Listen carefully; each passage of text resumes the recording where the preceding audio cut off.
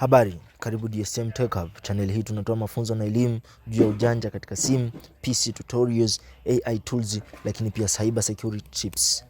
Leo hii nitaenda kuelekeza ni namna gani unaweza kuondoa ads na pop-up katika simu yako. Lakini kabla sijaelekeza, basi tafadhali like video hii, share, lakini pia follow channel yetu DSM Tech Hub Smart Technology kwa ajili ya kupata updates mbalimbali zinazohusiana na simu, PC tutorials, lakini pia AI tools. Kwanza kabisa utaingia setting.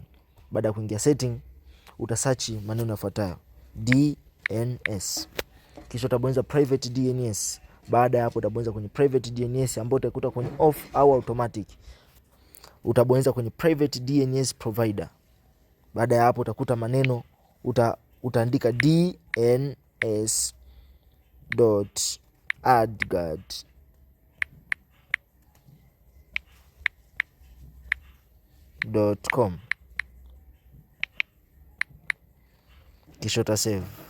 Baada ya hapo utakuwa umeondoa tatizo la kusumbuliwa na ads kwenye simu yako. Tafadhali like video hii, share, lakini pia follow channel yetu DSM Tech Hub kwa ajili ya kupata updates mbalimbali juu ya ujanja katika simu, PC tutorials, lakini pia AI tools na cyber security tips. DSM Tech Hub Smart Technology.